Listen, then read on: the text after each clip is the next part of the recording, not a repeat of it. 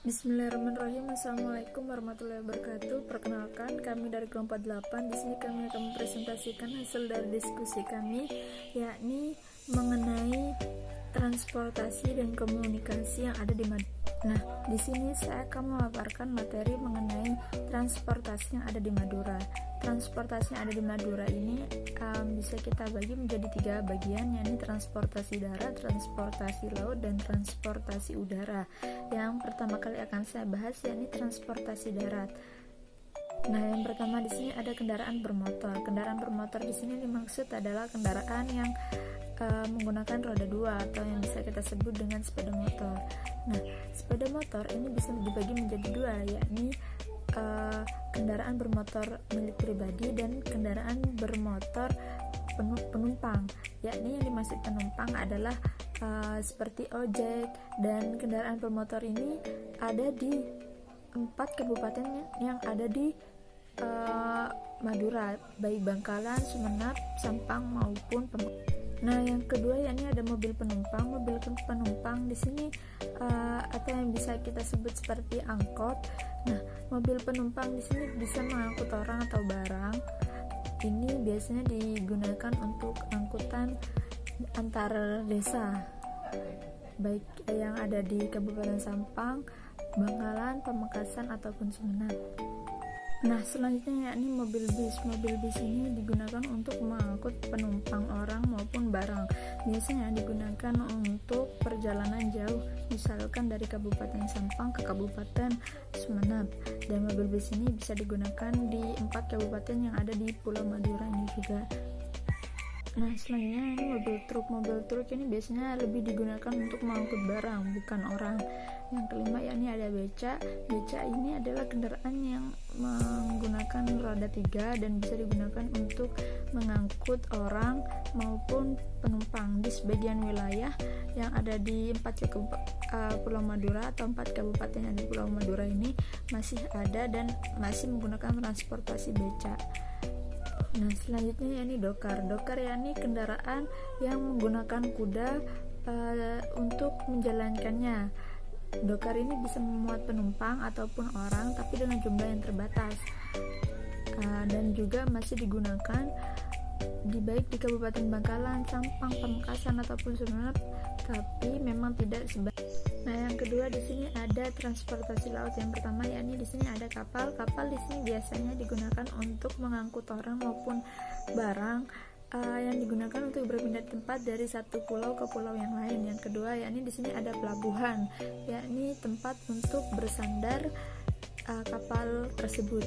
Nah, yang ketiga di sini ada pelabuhan umum. Nah, pelabuhan umum ini adalah pelabuhan yang diselenggarakan untuk kepentingan pelayanan masyarakat umum. Yang keempat yakni ada pelabuhan laut. Nah, pelabuhan laut adalah pelabuhan yang menurut kegiatannya melayani kegiatan angkutan laut. Dan yang terakhir ada kantor administrasi pelabuhan atau ATPEL.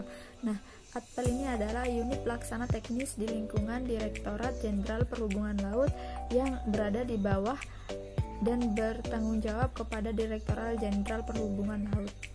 Nah, yang terakhir ini ada kereta api. Nah, kereta api ini adalah kendaraan yang biasa dulunya umum digunakan oleh masyarakat yang ada di Madura, tapi saat ini kereta api sudah tidak lagi digunakan di Madura karena dengan seiring perkembangan zaman transportasi yang ada di Madura sudah semakin berkembang. Selanjutnya adalah mengenai data ketersediaan jalan. Yang pertama untuk Kabupaten Sampang, pada jalan kabupaten kondisi baik adalah 79,17% pada tahun 2014, 81,8% pada tahun 2015, dan 83,7% pada tahun 2016. Untuk jalan perkotaan yang baik pada tahun 2014 97,49%, 2015 97,54%, dan 2016 98,33%. Untuk jalan poros desanya sendiri, jalan poros desa yang baik pada tahun 2014 yaitu 55,53%, pada tahun 2015 64,77%, pada tahun 2016 67%. Yang selanjutnya yaitu Kabupaten Bangkalan. Yang pertama, panjang jalan menurut tingkat kewenangan pemerintah di Kabupaten Bangkalan pada tahun 2017 sampai 2019. Pada jalan nasional pada tahun 2017 111,15 km, 2018 111,15 km, dan 2019 111,15 km.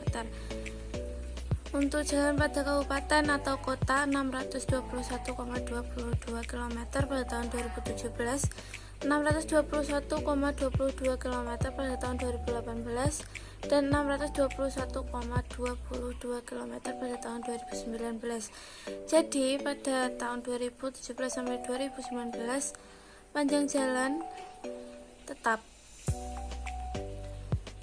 Untuk jalan nasional yaitu jalan arteri dan jalan kolektor dalam sistem jaringan jalan primer yang menghubungkan antar ibu kota provinsi dan jalan strategis nasional serta jalan tol. Untuk Kabupaten Bangkalan sendiri ini tidak ada, dan jalan provinsi adalah jalan kolektor dalam sistem jaringan jalan primer yang menghubungkan ibu kota provinsi dengan ibu kota kabupaten atau kota, atau antar ibu kota kabupaten atau kota, dan jalan strategis provinsi. Dan untuk jalan kabupaten atau kota sendiri adalah jalan primer yang tidak termasuk dalam jalan nasional dan jalan provinsi yang menghubungkan ibu kota kabupaten dengan ibu kota kecamatan, antar ibu kota kecamatan, ibu kota kabupaten dengan pusat kegiatan lokal, antar pusat kegiatan lokal, serta jalan umum dalam sistem jaringan jalan sekunder dalam wilayah kabupaten dan jalan strategis kabupaten. Yang selanjutnya yaitu panjang jalan menurut jenis permukaan jalan di Kabupaten Bangkalan pada tahun 2017 sampai 2019. Untuk jalan aspal sendiri pada tahun 2017 panjangnya yaitu 721,37 km. Pada tahun 2018 721,37 km, dan pada tahun 2019 721,37 km. Jadi kesimpulannya adalah pada tahun 2017 sampai 2019 ini jalan yang diaspal jumlahnya tetap, tidak ada penambahan atau kerusakan.